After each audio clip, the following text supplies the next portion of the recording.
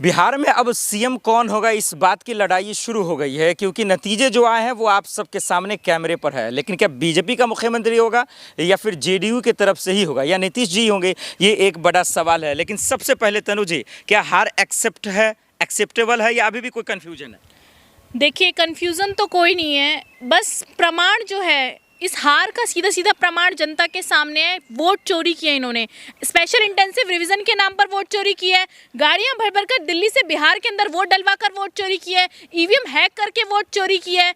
इन्होंने वोट चोरी किया है जब ये सभा में खड़े होकर के इनके नेता, इनके मंत्री जब कह देते हैं ये कि जो लोग हमें वोट दे, यानी कि जेडीयू और बीजेपी को वोट दे, उन्हें घर से निकलने दो, वरना बाकियों को घर में पैक कर दो। तो जो भी लोग आरजेडी और कांग्रेस को वोट देने वाले थे, उनको क्या इन्होंने घर में पैक कर दिया? दलितों, पिछड़ों को, आदिवासियों को इन्होंने घर में पैक कर दिया।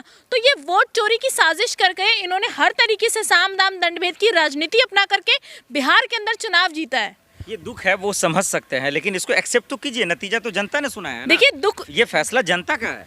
बात दुख की नहीं है, बात जनता के मताधिकार की है, वोट की है। संविधान जो सबसे बड़ा अधिकार जो है वो वोट देने का अधिकार है, अपना प्रतिनिधि चुनने का अधिकार है, वो अधिकार आज भारतीय जनता पार्टी ने लोगों से छीन लिया है। और मुझे लगता है कि बिहार के अंदर की बात छोड़िए, लोकसभा हो या अन्य स्टेट्स के चुनाव हो, सभी को बीजेपी धीरे धीरे कर पूरे देश को हाईजैक करने की कोशिश कर रही है, चुनाव लूटने की कोशिश कर रही है। और बार बार चुनाव आयोग का आगाह किया गया, बार बार वीडियोस दिखाई गई, बार बार प्रूफ दिए गए, पर ना तो चुनाव आयोग का इस पर कोई एक्शन है, ना इस पर कोई अन्य किसी बीजेपी के नेताओं का इस पर कोई बयान। कमाल किसका है? आज जो नतीजे आए हैं, क्या नीतीश जी का है, मोदी जी का है? आखिर ये कमाल है किसका? देखिए, उस व्यक्ति का तो कमाल हो ही नहीं सकता जो इतने साल से राज कर रहा। बिहार में बेरोजगारी है, पलायन इतने ज्यादा हो रहे हैं, सुरक्षा नहीं है, दिन दहाड़े गोली चल जाती है, तो ये उसका कमाल तो हो नहीं सकता। और वो व्यक्ति जिनका खुद का नहीं पता वो किस पाले में जाएंगे, और उनकी भाषा पे उनका कंट्रोल नहीं है, जिनका खुद पे कंट्रोल नहीं, उनको तो जनता ने वोट नहीं दिया।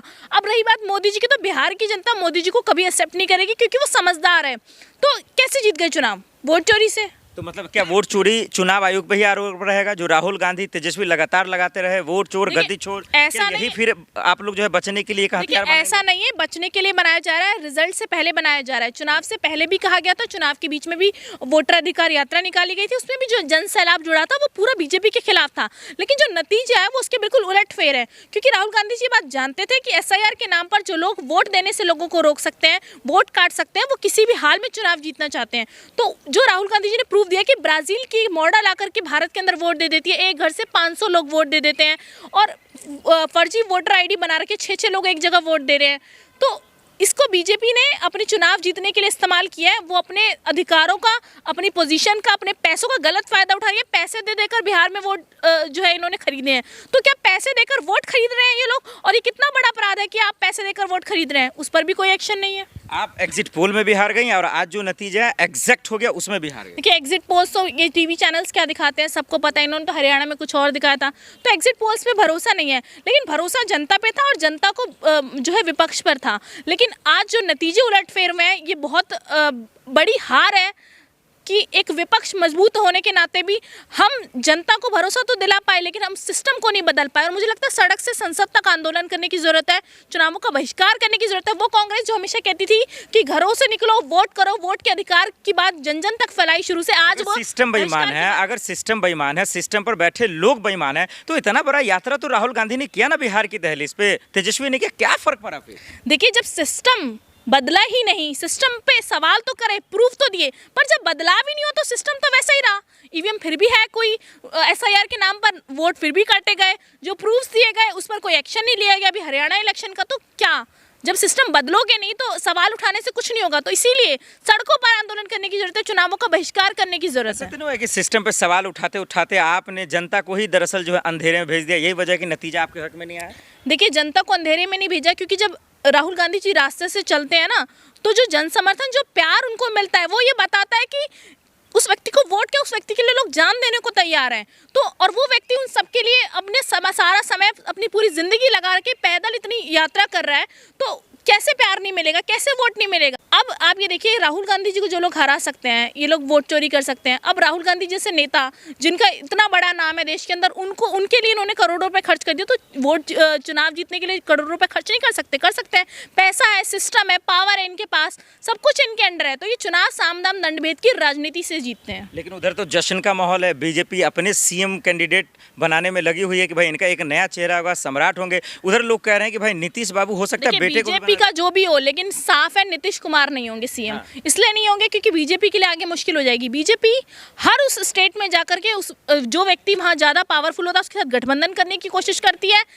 नहीं तो फिर वो हैक करके चुनाव जीतती है। गठबंधन हो जाता है तो फिर उसको हटा के कोई ऐसा व्यक्ति लाती है जिसका कोई राजनीतिक करियर ना हो, जो बहुत नीचे पद पे हो, ताकि भारतीय जनता पार्टी यानी कि नरेंद्र मोदी जी उस पर अपना हुक्म चला सकें। ये तो आप प्रशांत किशोर की भाषा कह रही हैं। वो भी लिख के दे रहे थे कि भाई नीतीश तो 25 से ज्यादा सीट भी नहीं लाएंगे, सीएम भी नहीं देखिए, बनेंगे। प्रशांत किशोर जी के बारे में तो इतना ही कहना चाहती हूँ, मैनेजमेंट बहुत अच्छा करते हैं। कभी पहले वो नीतीश कुमार जी के चुनाव प्रचार किया, मोदी जी का किया, तो उस वक्त उन्हें नीतीश कुमार जी अच्छे लगते थे, मोदी जी अच्छे लगते थे। अचानक से उन्हें बिहार की याद आ गई। तो मैं तो पहले भी कह रही थी कि उनका मैनेजमेंट बहुत अच्छा है और वाकई वो स्किल्ड पर्सन है। तो उन्होंने अपना जो है बहुत अच्छा मैनेजमेंट किया, चुनाव का भीड़ लाए, वीडियो सोशल मीडिया पर वायरल कराई, सोशल मीडिया अच्छा मैनेजमेंट कराया, लेकिन उससे वोट नहीं आते हैं। जेडीयू से ज्यादा अच्छा परफॉर्मेंस इस वक्त बीजेपी का है। 1 नंबर की पार्टी बन रही है बिहार में, सबसे बड़ी पार्टी बन रही है। वो तो सबसे ज्यादा सीटें बनना ही है। जेडीयू के साथ गठबंधन इसलिए किया था कि जेडीयू को खत्म करना है बिहार से। बीजेपी तो करेगी, बीजेपी ने तो वोट चोरी करके अपनी राजनीति चमका ली बिहार के अंदर। आने वाले समय में आप बंगाल में देखिए, यूपी में देखिए कैसे खेल करते हैं। नतीजे आए हैं वो आप लोग को पच क्यों नहीं रहा? I mean, क्यों नहीं डाइजेस्ट हो पा रहा है कि भाई ये नतीजा अजीबोगरीब है? आखिर ऐसा क्यों लग रहा है? देखिए, ऐसा इसलिए लग रहा है क्योंकि जब भी इनके नेता सभाओं में गए, इनको भगाया गया। इनकी भाषा जो है वो इस तरीके की अमर्यादित भाषा है। विरोध दर्ज कर रहे थे लोग, तो वोट कौन देता है इनको? जब समर्थन राहुल गांधी जी को मिलता है तो बीजेपी को वोट कैसे जाते हैं? ये सबसे बड़ा प्रश्न चिन्ह है। और फर्जी वोटर्स, जब आप प्रूफ दे देते हैं किसी बात का, तो फिर आपको इलेक्शन कमीशन बोलता है कि वोट चोरी नहीं हुई। जब प्रूफ दीजिए। जब राहुल गांधी जी प्रूफ दे देते हैं तो कहते हैं अब जाइए जी कोर्ट में लड़िए। तो इलेक्शन कमीशन किस लिए है? तो चुनाव आयोग की वजह से मुझे लग रहा है, सांठगांठ की वजह से आज भारतीय जनता पार्टी चुनाव जीत रही है। और आने वाले समय में अगर कांग्रेस की सरकार बनती है तो कांग्रेस सख्त कार्रवाई करेगी इन पर। महाराष्ट्र हारे, उसको लेकर राहुल गांधी ने खुलासा किया। हरियाणा आप हार गए, वहाँ उसको लेकर खुलासा हुआ। अब बिहार गए, अब नया क्या खुलासा होगा राहुल गांधी का? देखिए, राहुल गांधी जी बिहार चुनाव को लेकर भी जैसे क्या था ना, एटम बम फोड़ेंगे, वो भी ये जनता के बीच लाएंगे। और मुझे लगता है सिर्फ जनता के बीच लाना नहीं, उसे इम्प्लीमेंट करना भी ज़रूरी है, उसमें बदलाव करने भी ज़रूरी है। चुनाव आयोग का घेराव करना ज़रूरी है, सड़कों पर आंदोलन करना ज़रूरी है।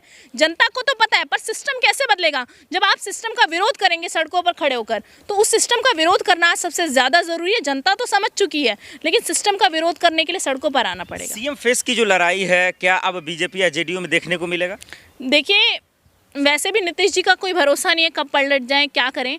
लेकिन मुझे लगता है कि सीएम फेस नीतीश जी को नहीं बनाएंगे, इनको केंद्र में भेजने की बात कह के निपटा देंगे और सीएम फेस ये बीजेपी वाले अपने बिठाएंगे। जो सोशल मीडिया पे ये बात कह रहे हैं कि अगर बीजेपी उसको नहीं बनाती है तो वो फिर से इंडिया गठबंधन के साथ आ जाएंगे, ये पचने वाली खबर है। हालांकि ये चलना शुरू हो गया। कुछ भी हो सकता है, कुछ भी हो सकता है। नीतीश कुमार जैसे पलटने वाला है तो हंसी आ गया। हंसी इसलिए आई क्योंकि जिनको खुद ही पलटू के नाम से जो फेमस है, उनका कोई भरोसा नहीं है वो किस खेमे में जाएंगे, किस पाले में जाएंगे।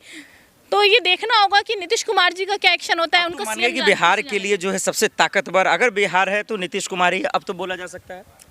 देखिए, बिहार के अंदर तो नीतीश कुमार जी को मुझे नहीं लगता कि कोई पसंद करता है, क्योंकि वहाँ जो बेरोजगारी चरम सीमा पर है, पलायन है, इतने साल से वहाँ सरकार है, लेकिन नीतीश कुमार जी ने वहाँ कोई काम नहीं किया। बिहार के लोग आज भी पलायन करते हैं, आज भी बेरोजगारी से जूझ रहे हैं। महिलाओं की सुरक्षा पर सबसे बड़ी बात वहाँ पर है, गोलियाँ दिन भर में चल जाती हैं। तो नीतीश कुमार जी को तो कोई चेहरा नहीं देखता और बीजेपी का वहाँ ऐसा कोई खास चेहरा है नहीं। तो ये सबसे बड़ा प्रश्न चिन्ह है कि बीजेपी अब सीएम किसको बनाती है? किसी को भी बनाए, लेकिन बिहार का विकास नहीं होगा।